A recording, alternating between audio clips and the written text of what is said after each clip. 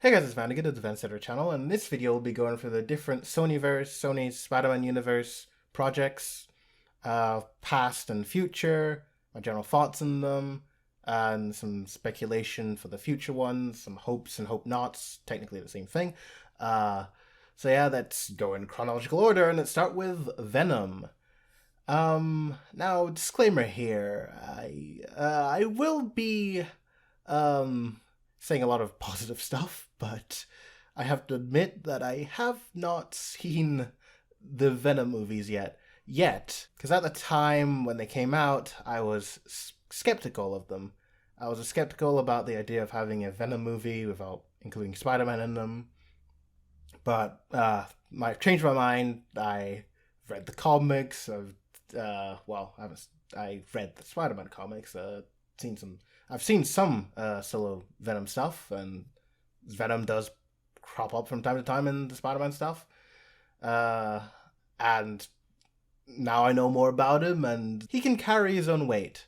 So right now I'm just waiting for a streaming service that I actually use that will show Venom and Venom 2. I'll watch both, even though apparently the second one's not as great. Maybe I'll just give up and subscribe to yet another thing. And this is the modern day. What is yet another subscription? What is yet another thing to pay for every month? So yeah, from what I've seen of Venom from the trailer and No Way Home, I enjoy the relationship between Eddie and the symbiote. I think it's really entertaining, and I think the voice is great, and the visuals are amazing for it. It's definitely an improvement from the 2007 Spider-Man free version, but it's to be expected. It's been over a decade since that. Though this would normally be an awful thing. Like, I would normally be against this kind of thing, but I think it was a good idea that this Venom differs from the comic version. That would normally be a terrible thing for adaptation to do, to change the character drastically. But the thing is, Venom, Eddie as Venom, he's insane. He is like way too over the top. Could not work in a live action adaptation format. He's got this whole twisted sense of justice. He basically treats Spider-Man as this kind of like a demon for something that wasn't even his fault in the first place. It's not even like for anything bad. It's like I digress. I mean, you can read up about that kind of thing. And he's got this savior complex. He treats civilians that aren't criminals as these innocents that must be protected. I think that probably stems from his from Eddie's Catholicism. It's kind of been twisted from his contact with a symbiote and his hard times after being fired for that thing he blamed Spider-Man for. Oh yeah, there's this whole thing where he wants to eat people. He often threatens to suck out people's brains. So yeah, it's like having Eddie like say that is. I mean, it's like the symbiote in the Venom movie still like wants to eat people, but at least it's the alien talking and not Eddie plus the alien influence saying this kind of thing. So yeah, I think that version of Venom works well for the comics, and this version works well for live action. And then we have Carnage. Yeah, I'm skeptical about Carnage here. I don't think it's the same case. I don't think it works for him, like changing him, because with Carnage it's this whole over the top crazy serial killer that wants to paint the town red. Is into all these anything violence related, just obsessed with that kind of thing. It's too over the top crazy that it couldn't work in a live action adaptation, and it just it's not something that could be easily compromised, because that's part of his appeal, is like this crazy villain. It's an absolutely insane villain. And well, yeah, I don't think they could ever, I mean, not like they were ever planning to, but Maximum Carnage could not be done. It could not be done. It would be tasteless and just dark in live action. But yeah, enough about Venom. Let's move on to Morbius. Now, I'll admit I am not a Morbius fan. I've only followed his stuff in Spider-Man stories, not like with Venom. I've read a few Venom-centric stories. That shouldn't really matter, because the beauty of adaptations is that you're able to connect with a whole other audience, and on top of the original audience, you're able to get them into this character, get them invested in this character, and want to see more of that character, which is something that this movie fails. Like, I'm not gonna meme around. I'm not gonna beat around the bush. It's the meme's dead. Now, one thing that I unironically enjoy about this movie is Matt Smith. Now, that could be Doctor Who bias. I really like that show, and I really liked him in it. But I just felt like his character, Lucian, or as Morbius likes to call him, Milo, which, I mean, I don't know. It's like, why are you disrespecting his original name there? I thought he was an interesting character, not only to watch, but just as a character in general. Because he was this... He was paralyzed from the waist down, and he has this rare blood disease that's seemingly uncurable. And he was looked down on and bullied because of his disease, his condition, and now he's been given this chance, this opportunity to get rid of that and start being able to walk around and dance around. I'm not sure if that doesn't, like, this is a comic book adaptation. This is comic book, but these are comics. But I mean, you have to draw the line somewhere at realism here. You can't just randomly, like, if you spent most of your time wheelchair bound, having to use crutches, you're not just gonna suddenly be able to move around the place. It's just it's not gonna happen. There's a process to that.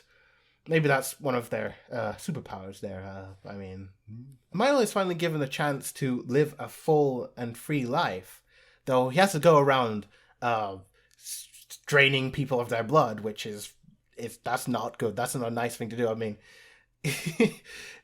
he doesn't owe the world a thing. He, like, from his perspective, like, he's been put down by the world, so it makes sense. It makes sense that he doesn't really care that is a little stipulation, little caveat, a little monkey's paw of sorts, that in order to be able to do the things he's always wanted to do, he has to screw some other people over. But he's been screwed over his entire life, so understandably, he doesn't really care. I was actually upset when... I don't want to get into spoilers here. I mean, spoiling Morbius. I'm sure. It's good to watch something for yourself to know why people don't like whatever thing that it is. Though, of course, it goes into this whole thing of, do you want to give money to something that you know you're not gonna like? That's where reviews come in handy. But I mean, you can't always know that someone is going to have the same opinions as you. But whatever, that's a whole thing. And the ending of Morbius. Oh boy, that ending. Yeah, they're bringing in the Vulture.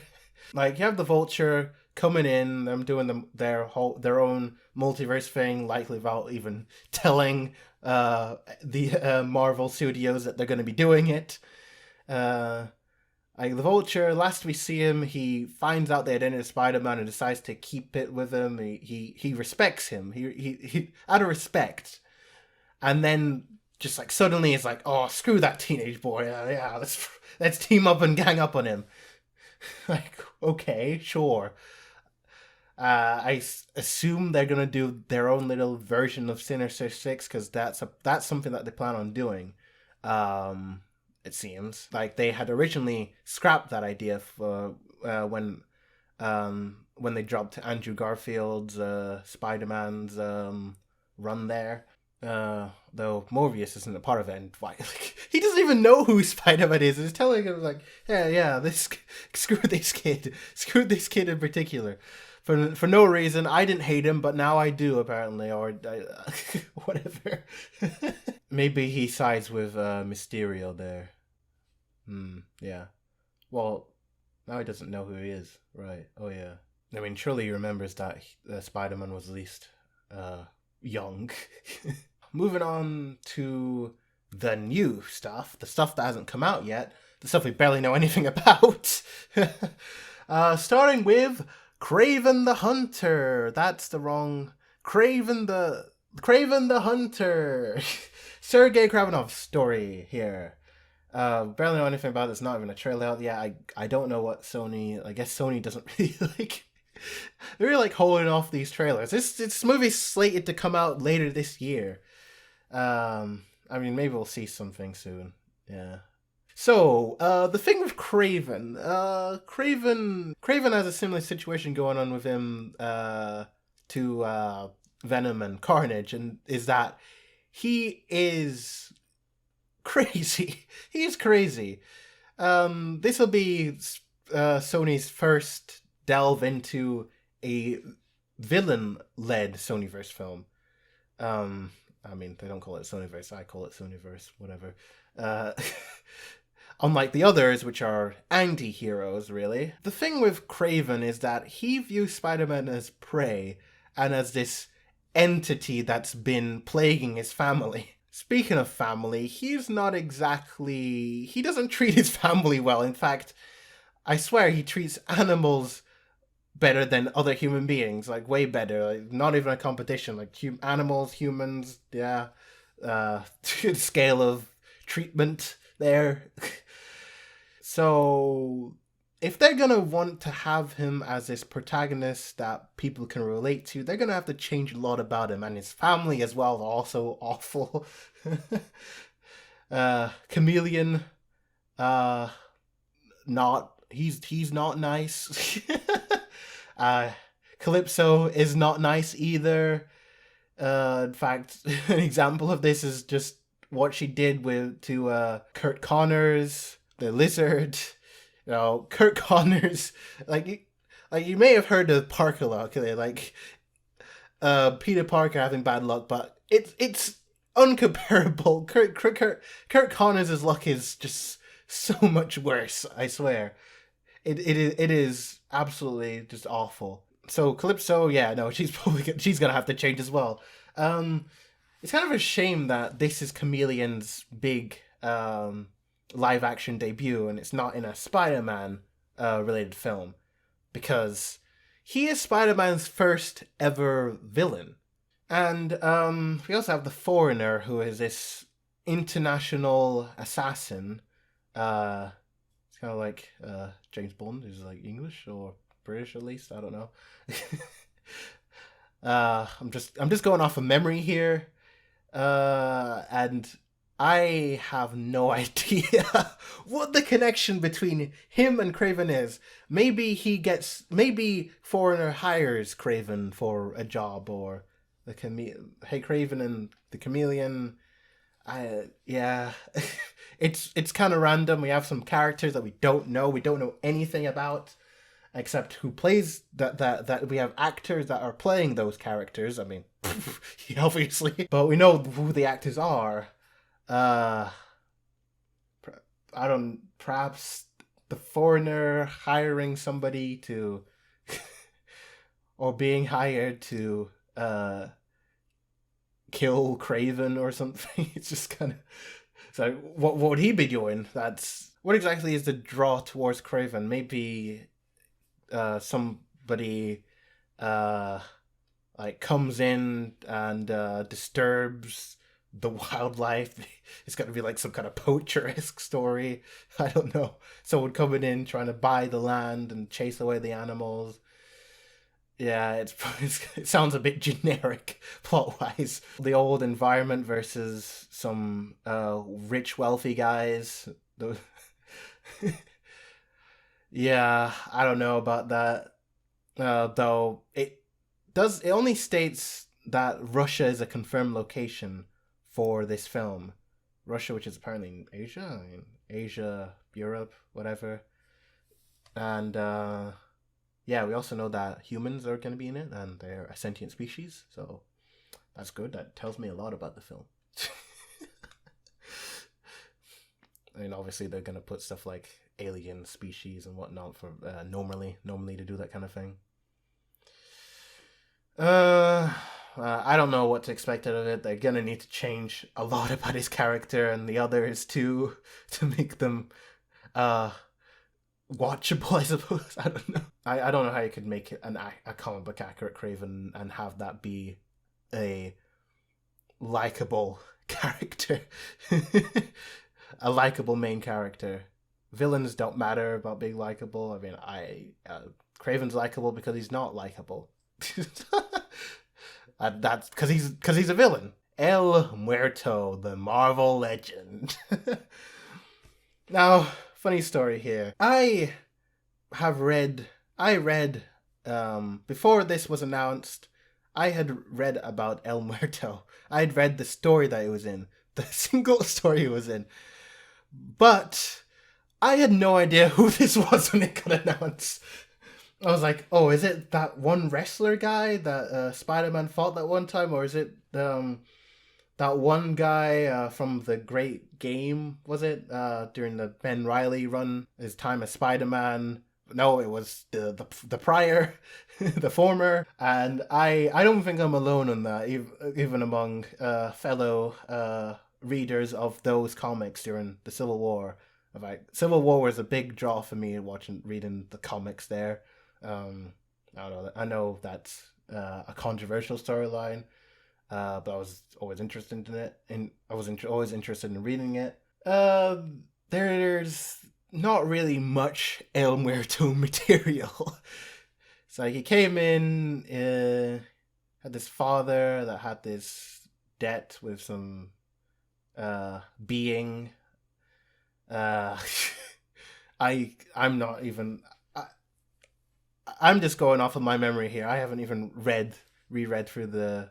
I haven't read through the wiki there. Reread. I read the comics. So I guess they'll expand on this whole thing. This passing over of the powers. This curse of sorts.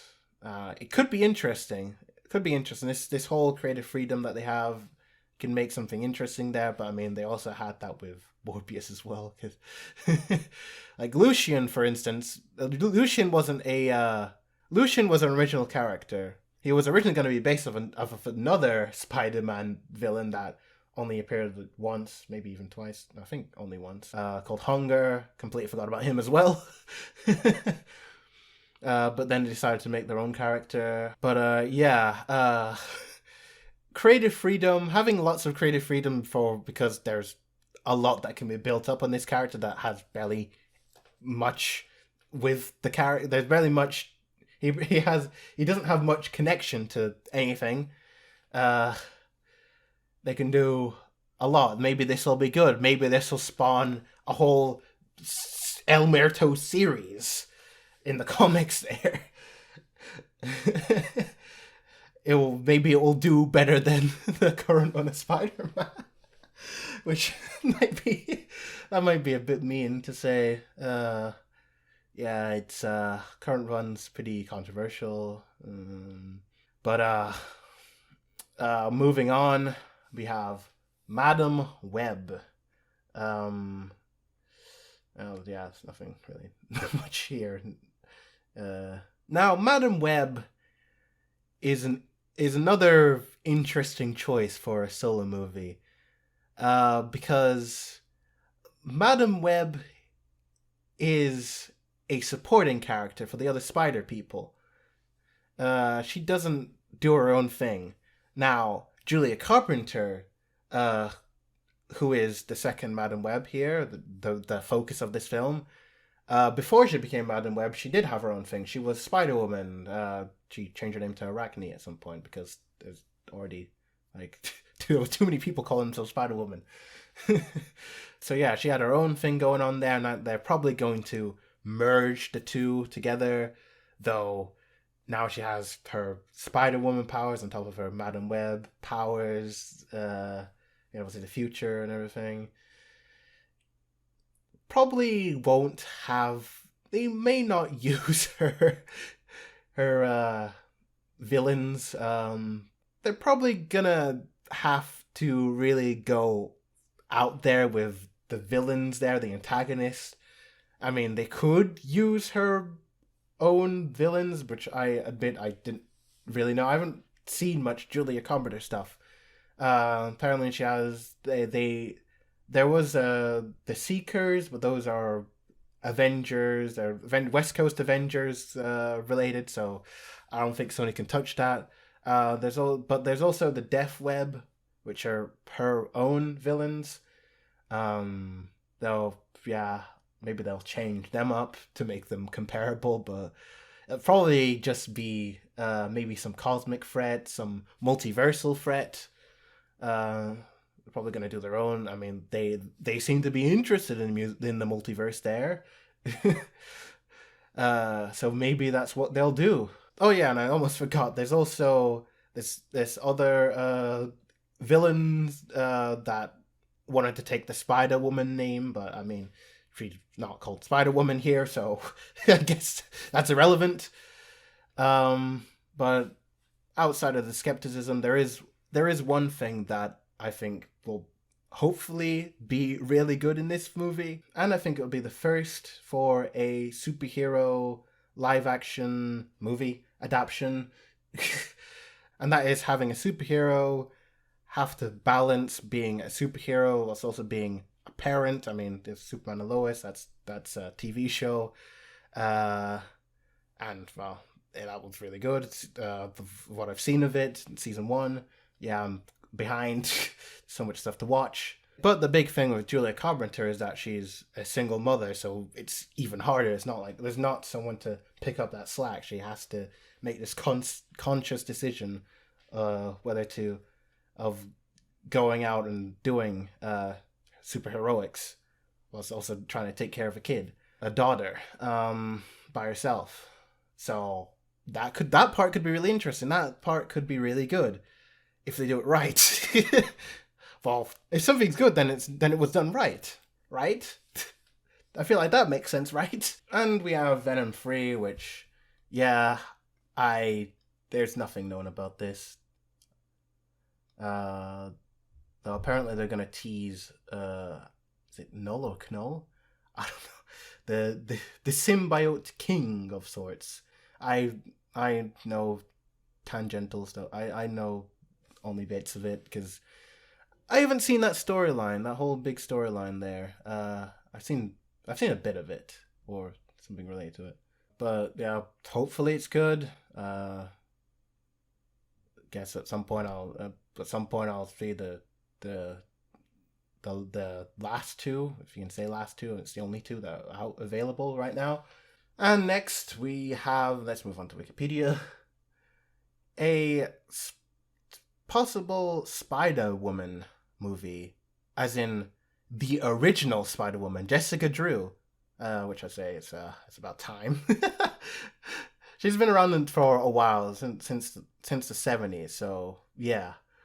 Though this kind of draws the question is just how much does Sony actually own? Because Spider-Woman's kind of not a Spider-Man related character. I mean, she's part of the Spider-Verse, but she's also her own thing.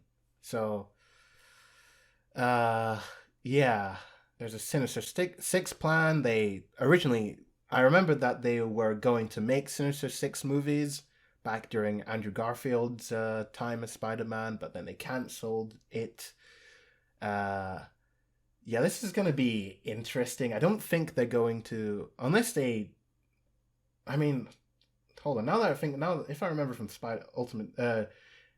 Amazing Spider-Man 2 had their stuff there, but will they actually touch on characters that have already been touched on before, or will they decide to just roll it out with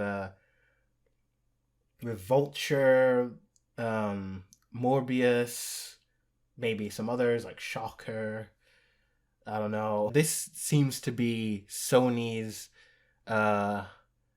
version of like Sony's version of the Suicide Squad.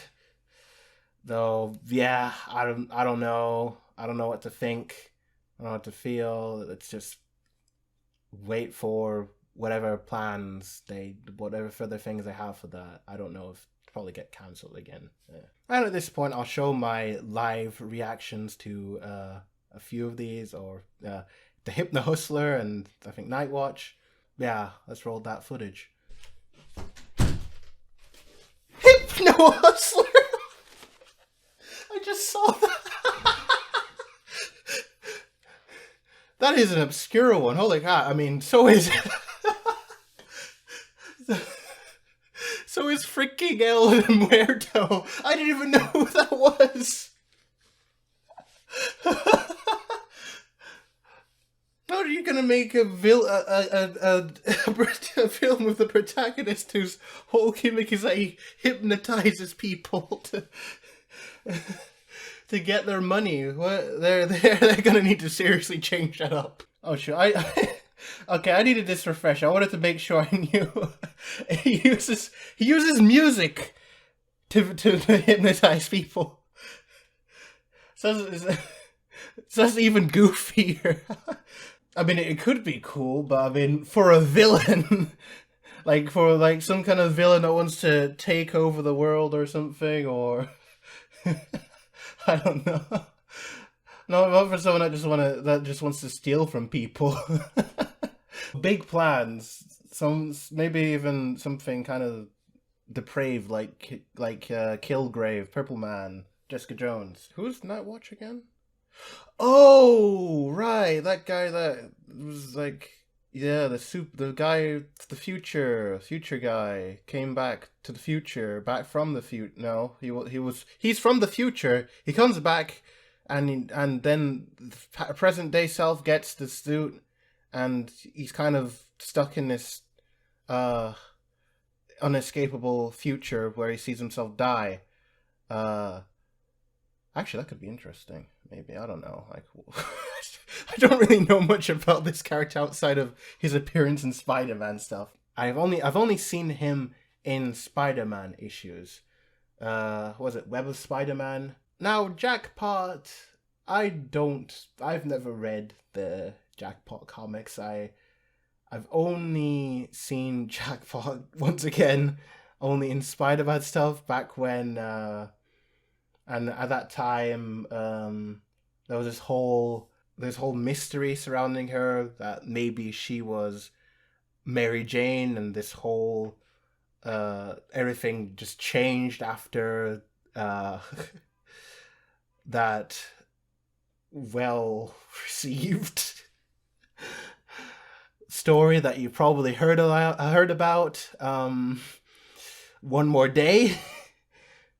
It made it look like it was kind of like House of M, but for Spider-Man only, as in a temporary storyline. Nope. I mean, I guess it was temporary until it was possibly made permanent again. So, that's great. And, well, yeah, you see part of what the current Spider-Man comic discourse is about. So, and then we have this, which I have no idea what this is. What this could be. Script for an untitled movie, Marvel movie. It's set in the Sonyverse, based on a different corner of the multiverse of the Marvel universe that's not affiliated with Spider-Man. It's like, what? I thought they only bought Spider-Man rights. So what else could it be? It's like, sure, there are some characters like the White Tiger that was associate with Spider-Man for a little bit, but probably not that.